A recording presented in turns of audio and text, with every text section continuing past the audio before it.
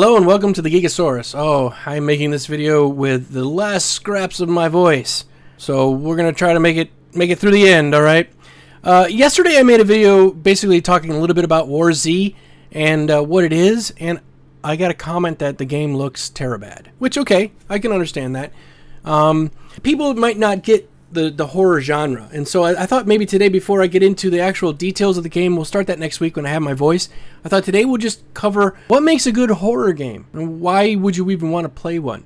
If you're wanting to play a game that's a high-paced, fast-action adventure game where you're killing zombies, then you want to go to Resident Evil, okay? Because Resident Evil, you got like unlimited ammo basically, you can shoot and kill your heart's content.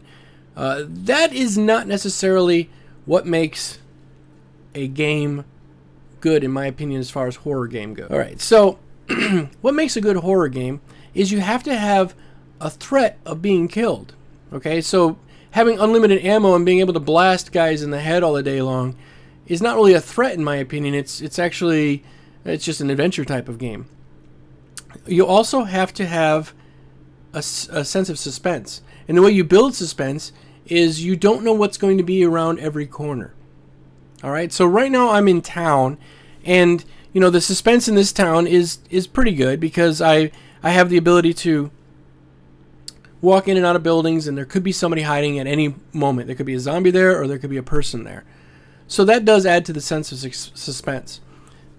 The thing is, if anybody's ever been in the military or been in any kind of combat situation, you're basically sitting around doing nothing for days on end, and then finally you get to fight, and it's over in an instant, and it was terrifying. And that's the way it is in this game. You're walking around, and you're walking, and you're walking, and walking. You can't use any of the vehicles. You have to hoof it on foot and go everywhere. And at any moment, stuff can happen. So because of that, your adrenaline's up. Even though you're just walking from point A to point B, at any moment now, some guy could come around the corner with a machine gun and blow me away, right? Or I could walk around this corner right here, walk around this truck, and there's 3 zombies on the right, and they're all of a sudden on me. I've only got 4 rounds. So say there's 5 zombies, then what am I going to do? So that's what makes a good horror game, is a sense that you're going to die at any moment. And there also has to be a high level of risk versus reward. The risk is, I'm running around out here with only 4 shotgun shells. Now, this is actually pretty impressive to even have a shotgun. I've played this game a lot of hours now. I probably got like at least 60 hours or so in the game. And through all of that play, I've only had a gun maybe 3 of those 60 hours. I'm just showing you this right now because I just want to show you kind of how the gun functions while I'm playing. But there is high level of risk because you're running around with a flashlight.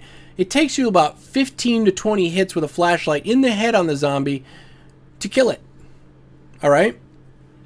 So it's very difficult to kill a zombie, let alone another player. A real good weapon is a hammer, but those are hard to find too. So, you know, it takes a while to get your stuff built up. So you kind of have a little bit of pride. You're like, oh my god, I got a hammer and I got a shotgun. I'm pretty invincible. And then you come up against somebody who's got an AK-47. And no matter how much you run up on them, you're just not going to kill them, okay? Right before I recorded this video this morning, though, however, I was doing a little bit of farming, and I ran up on a guy who had a shotgun, and all I had was my hammer. And I guess he wasn't ready for me or something, but I ran up right, and I hit him twice in the head and killed him. And basically, I stole his shotgun with my hammer. So, there is a sense of risk. You have to worry about every corner.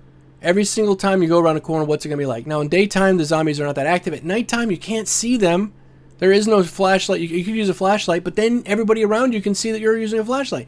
Excuse me, the view distance in this game is really, really far. So you could be up on a mountain somewhere, and you can see really far away, and all of a sudden you see the side of the mountain get lit up just a little bit. You go, oh my god, there's somebody over there with a flashlight. So then you're going to want to run to them and try to kill them. So having a flashlight is like an instant beacon to say, hey, come kill me. The other instant beacon is using a gun. I don't have the sound turned on right now because unfortunately I recorded this video without any sound. But there's nothing but crickets chirping and like cicadas during the day when it's hot outside. So you're hearing cicadas or crickets and wind. And that's it. So in the distance you'll hear, you hear a long distance shot. Oh my god, there's a guy, and you can charge up on him. So what makes a good horror game? Well, basically it's a bunch of different things, but there has to be risk, There has to be a level of intensity and a lot of boredom in between. And I think WarZ does it perfectly. All right, thanks a lot for watching, everybody. I will see you soon. And until next time, as always, I say, see ya! Oh, that was bad. See, my voice is completely gone. See ya! That's better. And don't forget to subscribe, too. And thumbs up. See ya.